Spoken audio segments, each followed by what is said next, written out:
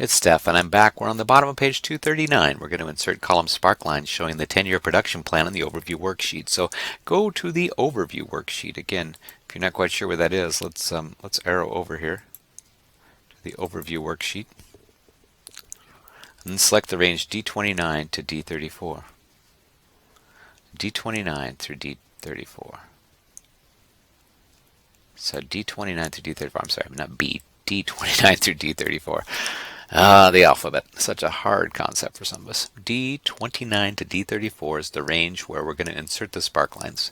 And on the Insert tab in the Spark Lines group, let's click the Column button. So, okay, so on the Insert tab here, and again, we want in the Spark Lines grouping here, which is right here, we want to do the Column button. So, click on Column.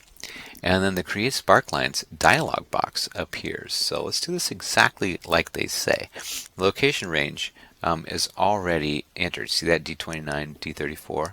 Notice it's got the absolute values. It's got the dollar signs. And then we're going to, so we've already got that entered in there. And with the insertion point in the data range box, let's click the Estimated Production Sheet tab. So Estimated Production Sheet tab down there. And then we're going to select the data in the range C6 to L11. So you can move this down if you need to. And go C6 to L11.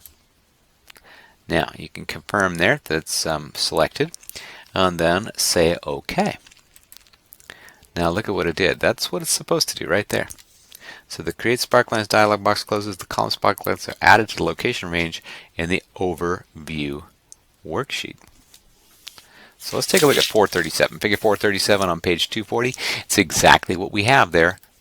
Voila, we've done it. The spark lines are added to the background of the location range. So kind of. Okay, so they've got them in there. You can see there. Okay, now, if you need to, you can go back and select that range, but we shouldn't need to, right? So on the overview worksheet, we should be right where we're supposed to be there.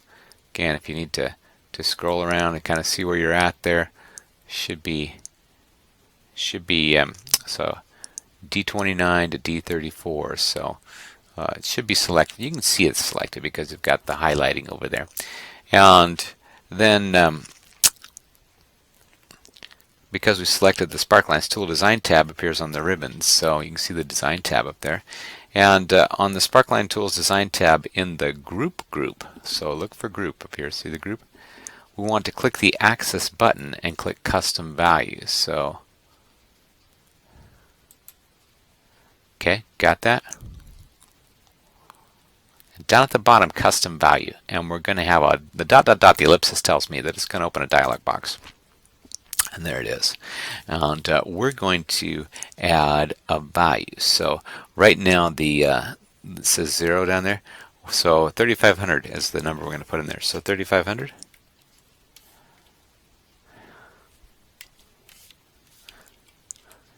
Okay, 3,500. So place the value in the box with 3,500. And then we're going to click the OK button. All right, notice the slight change there.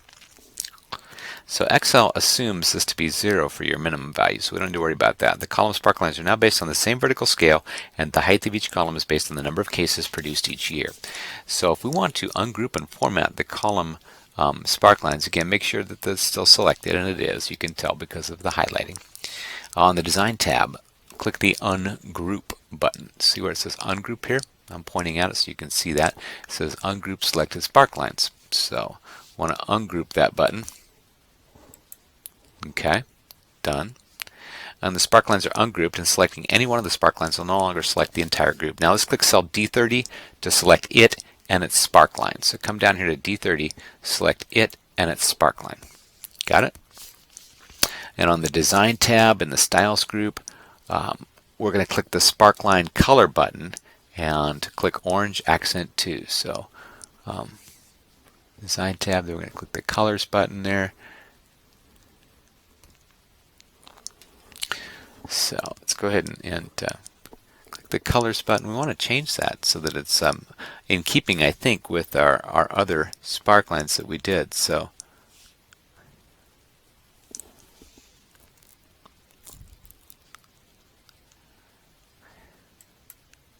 okay, so let's see here. Accent 4, no, we want a dark red one, right? Accent 2, no dark or light. Accent 2, 40%. So it's orange accent 2.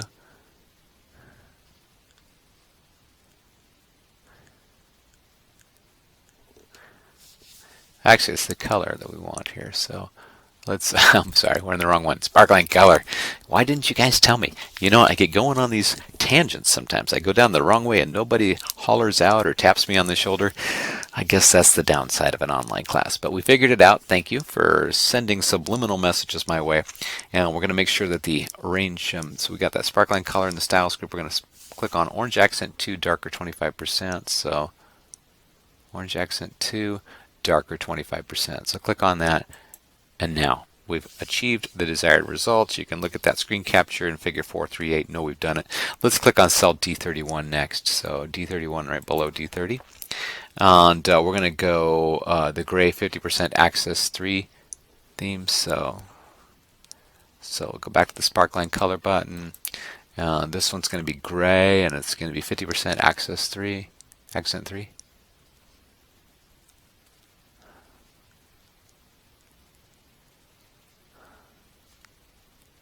And it's a lot of different colors. In fact, why don't we, so we got that gray 50% accent 3.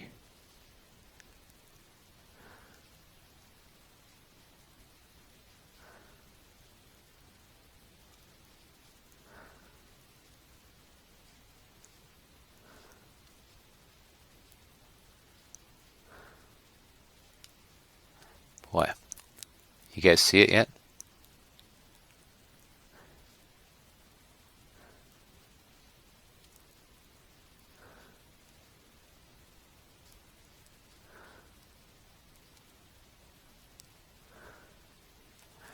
Well, this does bring up kind of an interesting dilemma for us if we don't have the color that they want.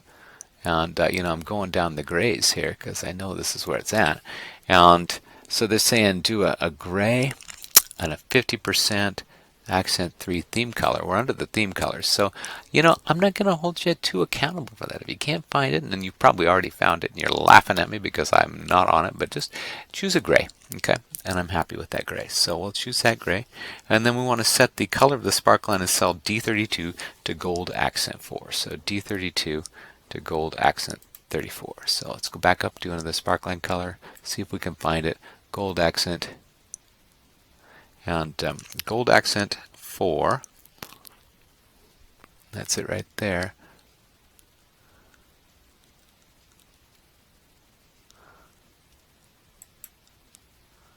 Okay, got it. Looks good. And that's the one we did earlier. And yeah. Oh, look at that. I wondered about that. Gray 50% access 3. So if you're looking for the accent 3, let's go up, make it right. Okay, now you're not laughing anymore. We're good. And then we've got the next one, select cell B35. So let's select cell B35 right there. B35. So B35. And we want to deselect the sparklines. So you can see them now. They're really attractive and they look good. Those are the formatted sparklines. They're set to the same vertical axis scale. Look at page 241 at the bottom and you'll see that we've achieved exactly the same thing that they've achieved. So we're going to add data bars to the proposed bottle prices. So let's select the range C38 to D434. So C38 to C38 to D43.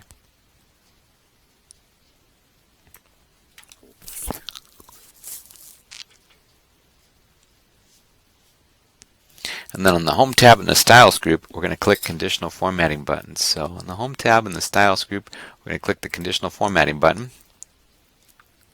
and then click Data Bars. And a gallery of data bar styles open. Click the blue data bar. That's it right there. Got it? Click on that. Doesn't that change the appearance? Kind of nice. You can see there. blue data bars are added to each of the bottle price cells. So select cell B44, and that'll deselect the range. Okay, got it. Look at the screen capture again on 243 just to make sure that we've got that right. And then we're going to modify the data bar rule. So let's click here on C38 to D43. So C38 to D43, let's select that range. And on the Home tab in the Styles group, let's click the Conditional Formatting button. So, Conditional Formatting. And Manage Rules is what we want to do. Down at the bottom, the dialog box is going to open. Remember the ellipsis there, the dot, dot, dot? There it is. And let's make sure Current Selection appears in the Show Formatting. So, Current Selection does. And then click Edit Rule button. When the Edit Formatting Rule dialog box opens, we want to modify this rule so that the maximum value for the data bar is set to 35.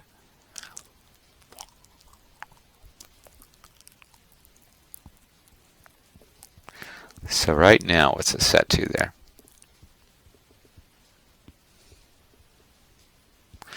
So in the type row, we're looking in the type row here.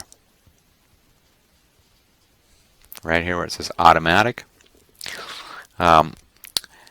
We want to click the maximum arrow.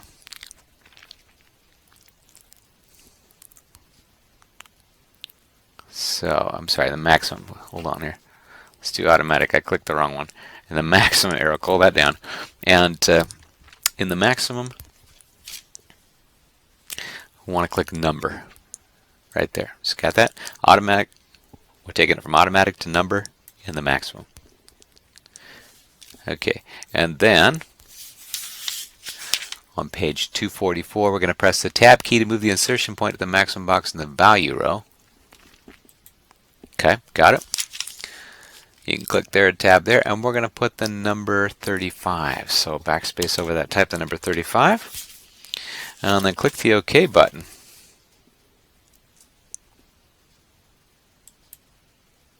And each dialog box, and then we're going to select cell B44. So let's come over here, select cell B44.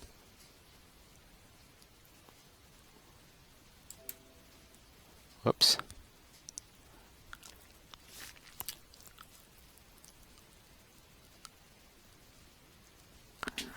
So in each dialog box, you need to say OK, and I forgot to do that. So just click OK.